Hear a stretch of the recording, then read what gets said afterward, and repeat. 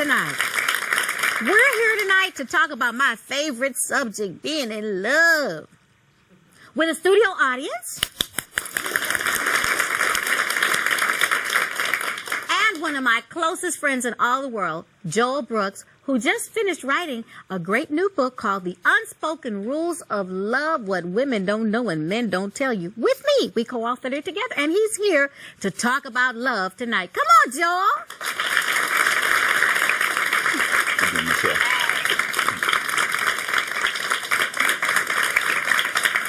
You know, Joel, I've discovered that one of the things that we really wrestle with in the relationship thing is about our own value. Sometimes I haven't valued the guy that was standing in front of me and recognized his value. Right. And sometimes I haven't known my own value. I kind of compare the whole dating thing to shopping, you know? And I know you must know something about that. I do. Yeah. But, you know, I just remember this horror story that I went on this cruise once. And there was this beautiful stone that I fell in love with. And the guy was telling me that this was a very rare stone and he was going to give me this really special deal on it. And I was being kind of cheap because I had wanted to buy a whole bunch of stuff. And if I bought that, I wouldn't have been able to buy a whole bunch of stuff. Right. And plus, I didn't really know that much about the stone, and I thought maybe he's just trying to sell me this stone. So I left it there. Well, I got to the next island, and the stone was like 3 times the price of what I had seen on the other island. So I went into a whole panic, and I called him back, and he had sold it, and he kind of rubbed it in that he had sold it for more money. Huh? Yep. Too late. Missed out. Anybody think about a man or a woman like that? Shucks, I should have taken him. Yeah. But you know what? I remember one time we were out shopping together, too. Are you going to tell that? Okay. Joel wanted a scarf, okay? And so I picked out a cashmere scarf. And when he looked at the price tag, he said, I don't want to pay for that.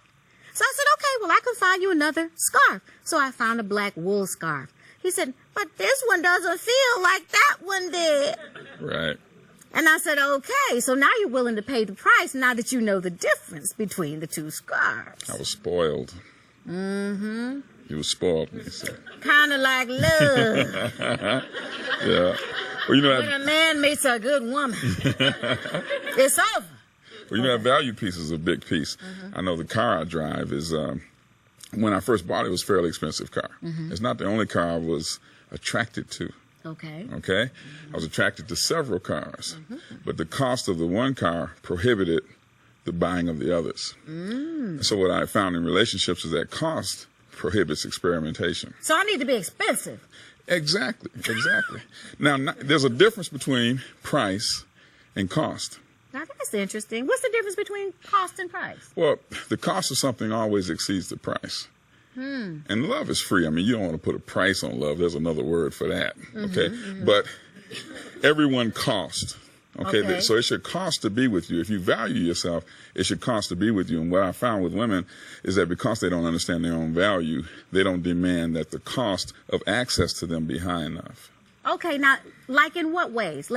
If you're talking about, okay, it's got to cost you something to be with me. Oh, that kind of reminds me of a song. Okay, got to have a J. Oh, no, that's not the kind of cost we're talking about. That's not what we're talking about. That's another chapter. That's another chapter. Yeah. Okay, but what do you mean? What should it cost a man to be with me? Well, in other words, if the car had been cheaper, the car that I purchased had been cheaper, I would have bought 5. Ooh.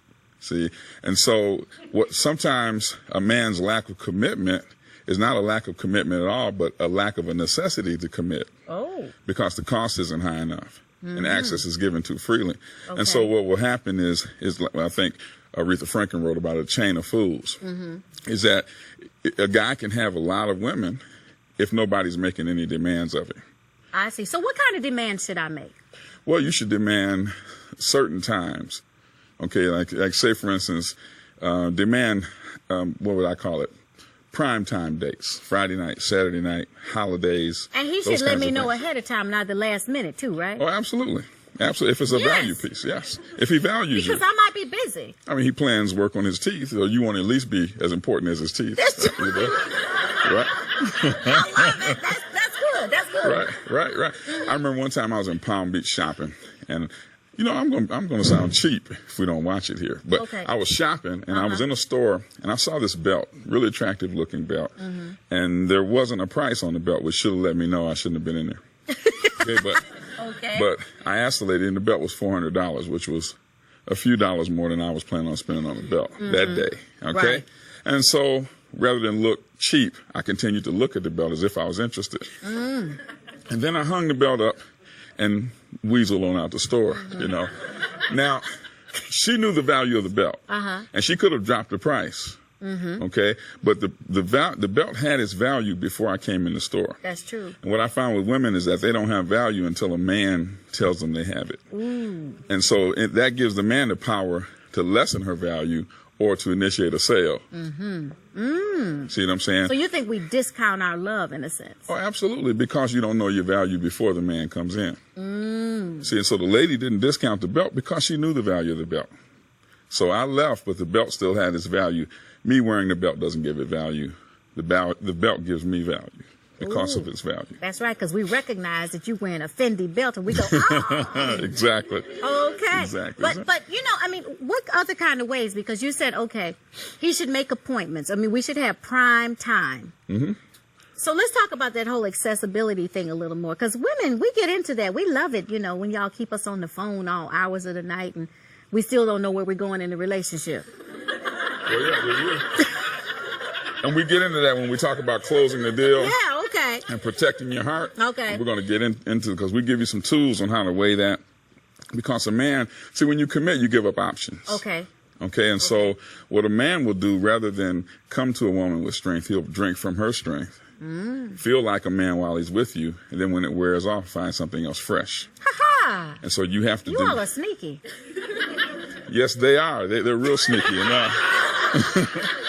And I'm telling on them. Okay. I'm telling on them. Well, okay. So we've got this whole thing about price and cost. Right.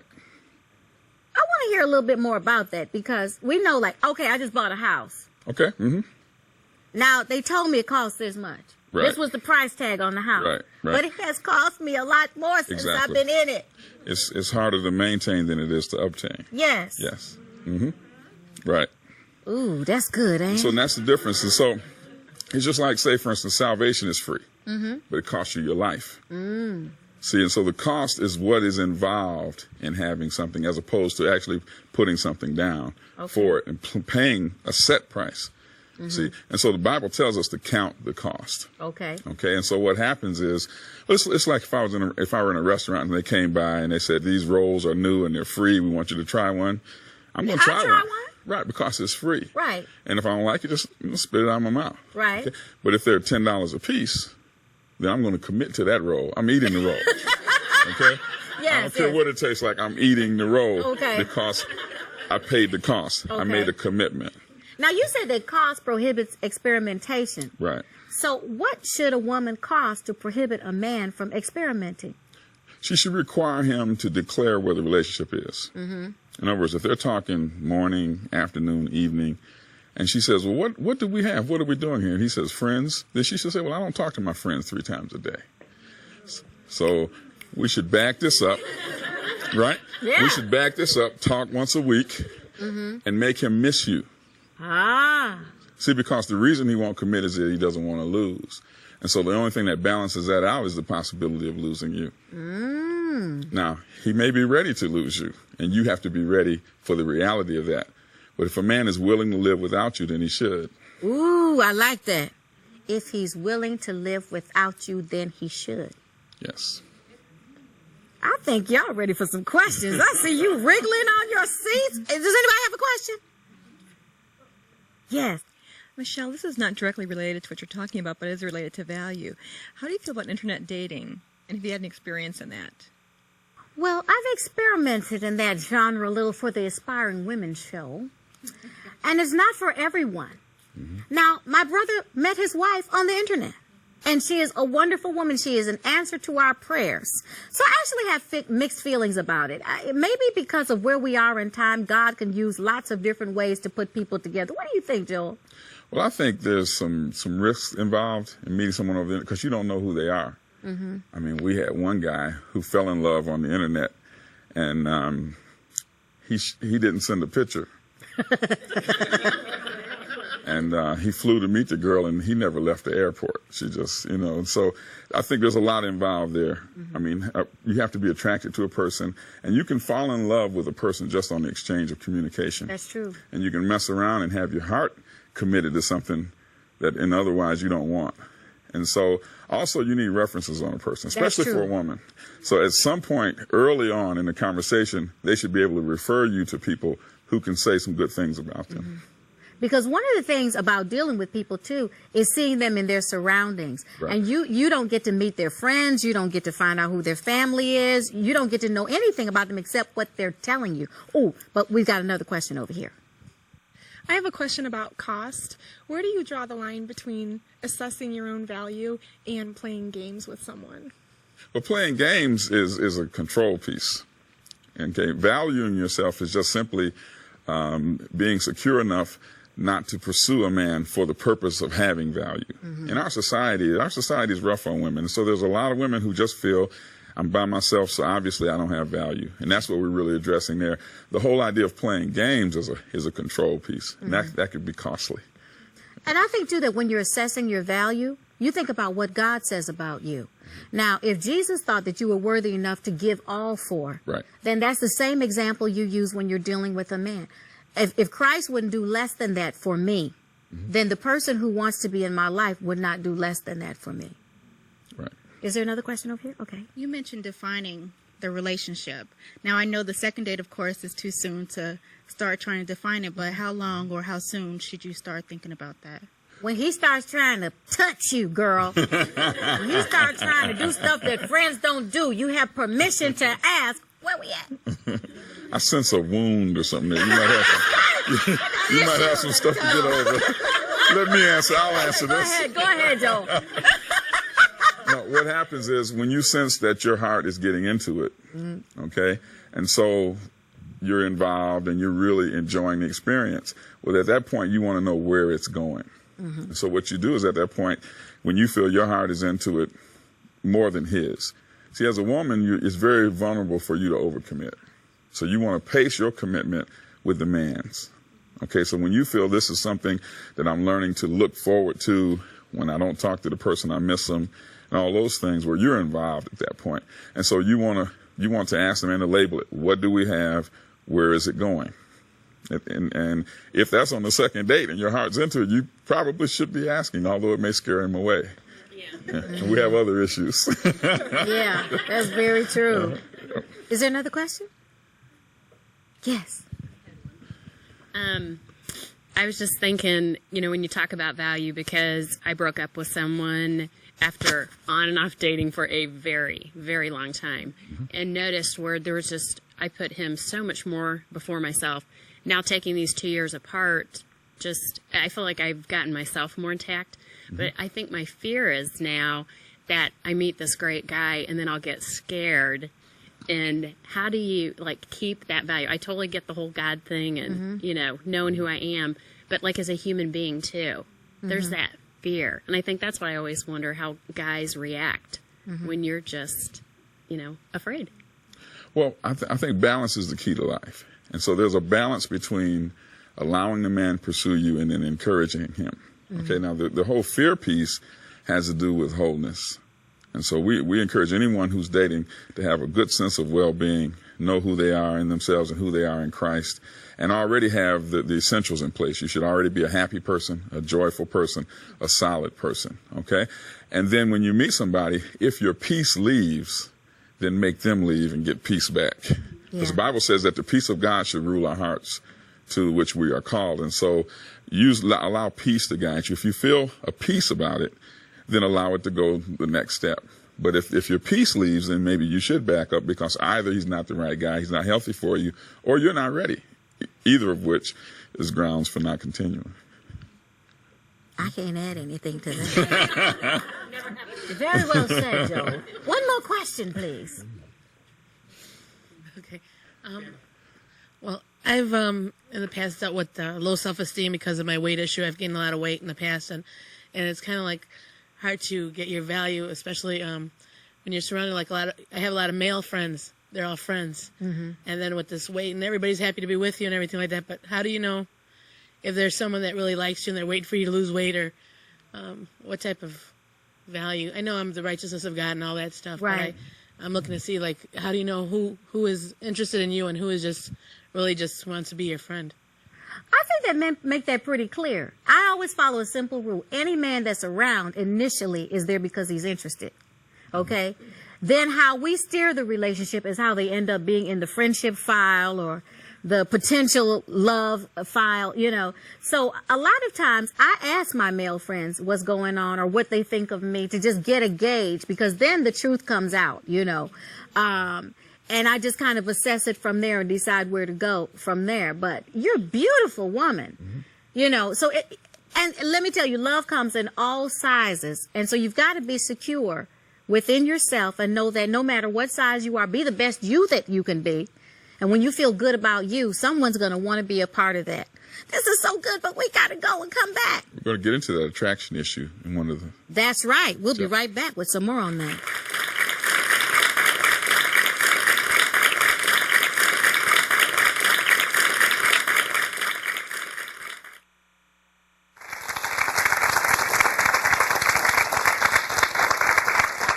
We're back, and we're talking about the unspoken rules of love with my best friend, Joel Brooks.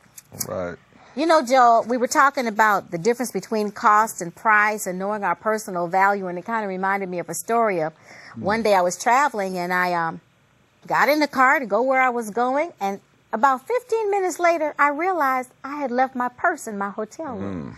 Okay. And I had all these horror pictures of, you know, the maids going Right. in and swiping stuff and everything. So in this great big panic, I turned around and ran back to the hotel, and I ran back in, and sure enough, my purse was there and it had been untouched. And I was so relieved because my life, I don't know about you guys, but my life is in my purse, okay?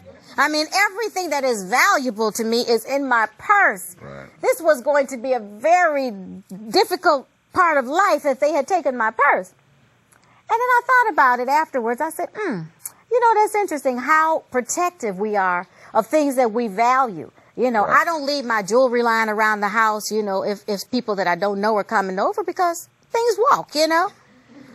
But why do we leave our hearts laying around? And why do we leave our bodies laying around? Why Right. don't we protect our hearts better?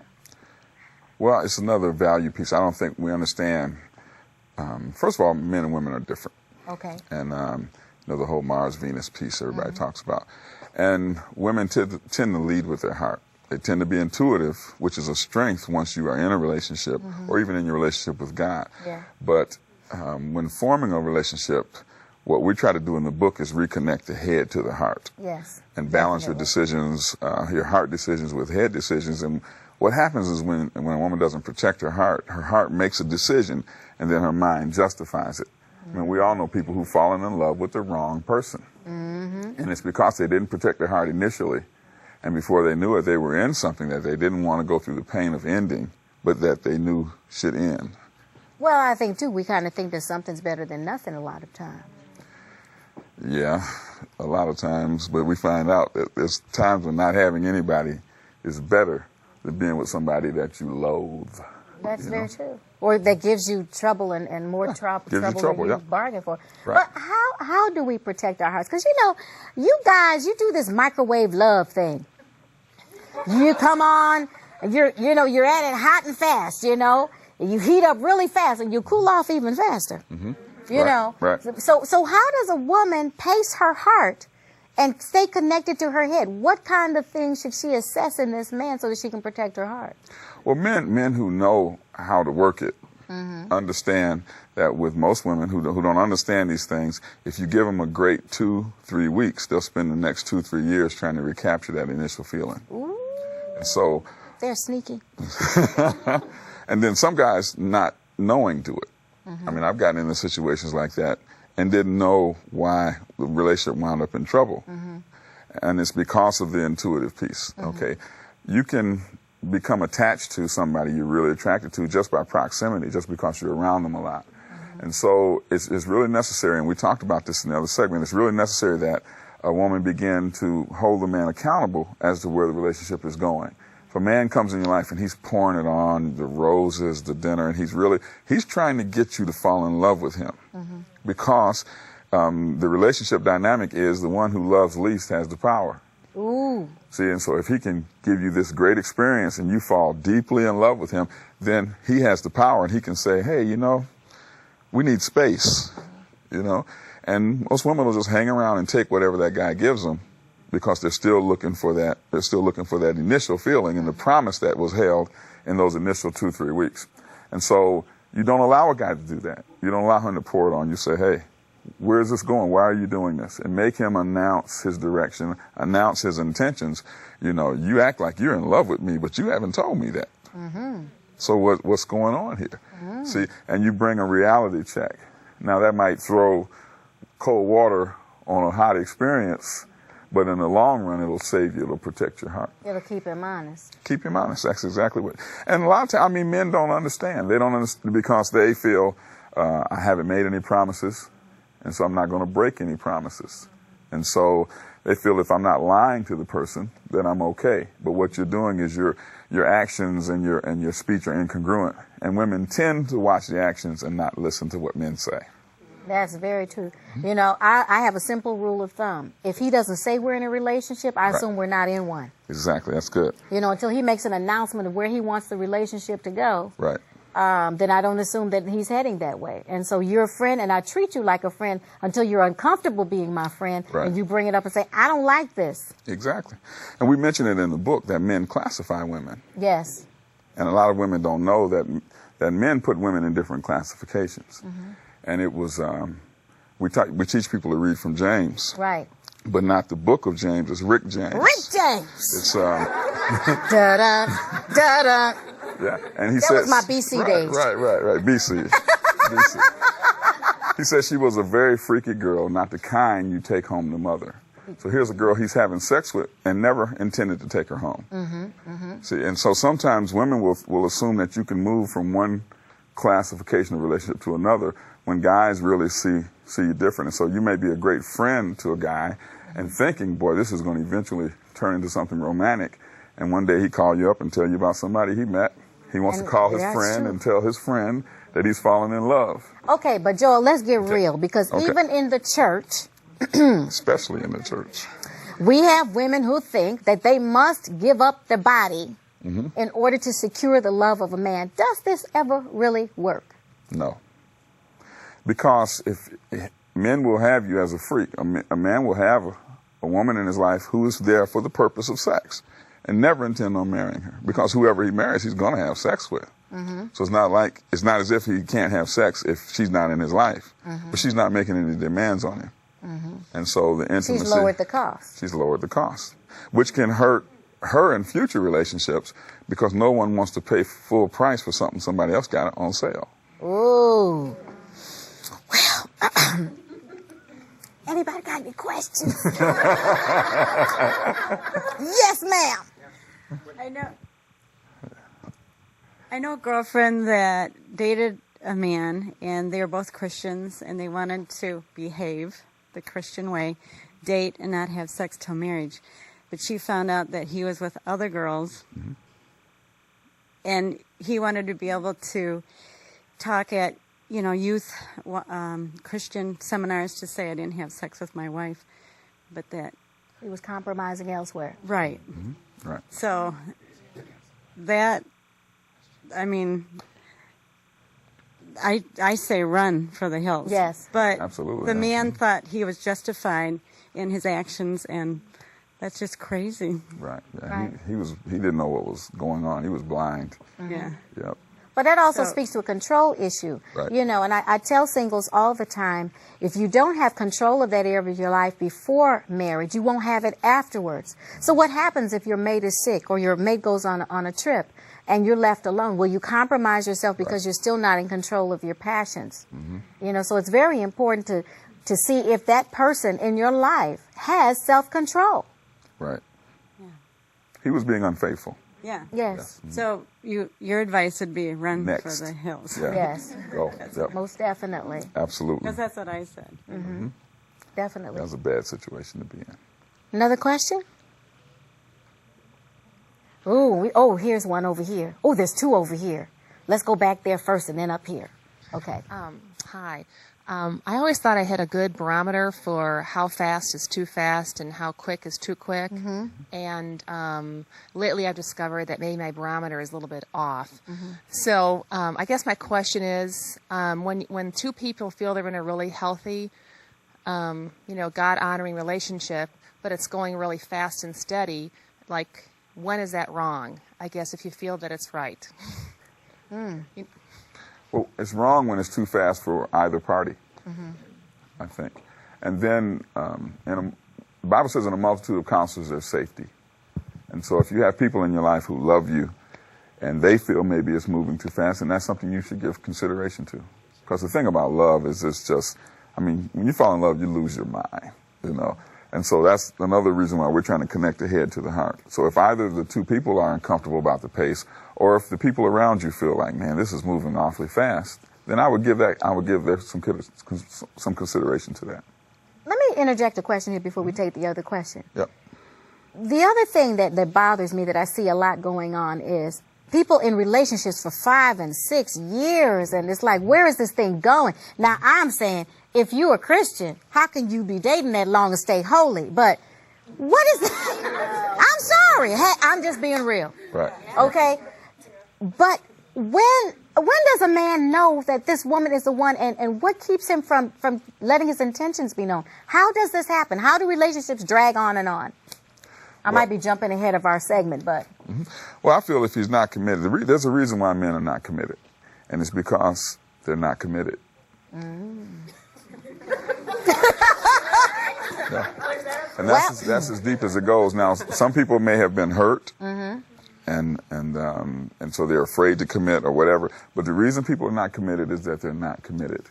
And as Christians, we believe in covenant. Why would two people who could have all the sex they want and do everything two married people do, why would you get married in the first place? The only reason is for safety, for commitment, for exclusivity. And that the covenant means I won't leave you. And what began as an attraction and based upon the gifting you have and what you bring, now once I'm in covenant, it's based on my integrity. And I won't leave you based upon the integrity I have as a person. And that's a commitment. See, and so we don't know what's going to happen. You don't know if somebody better is going to come along. You don't know if the person's going to get sick. You don't know what's going to change. And so it's really a lack of commitment, the reason why relationships drag on like that. And I tell people, women to use a verse from the Bible. And it was one that John the Baptist used with Jesus. I know that verse. And it was, are you the one or should I look for another? That's right. I like that. Okay, we had another question over here. Right. What are some practical ways that a woman can guard her heart until the right man comes along? I think part of it is guarding your time. Women spend a lot of time being way too available for men. And we give them the idea that we have nothing better to do than to wait for them. That is not a good place to be. Your life should be filled with other things so that he knows if he wants to see you, it becomes a priority and he makes an appointment. I think, too, that guarding the valuable things about yourself, information, should be given up slowly. We have a tendency to get diarrhea of the mouth. We like them to know everything, thinking that all of our past hurts and traumas and things we've been through in life will make them want to be our knight in shining armor, and all it does is scare them. So those are two biggies. And then, giving up your body too soon also. Just Bunny Wilson says that a man has an alarm in his system with testosterone, and it wakes him up like every 72 hours and says, get up and find a mate. And if you give yourself too soon, you put him to sleep. You need to control your thought life. Allowing yourself to get into fantasy, imagining being with the guy, those kinds of things. What happens is that's your mind.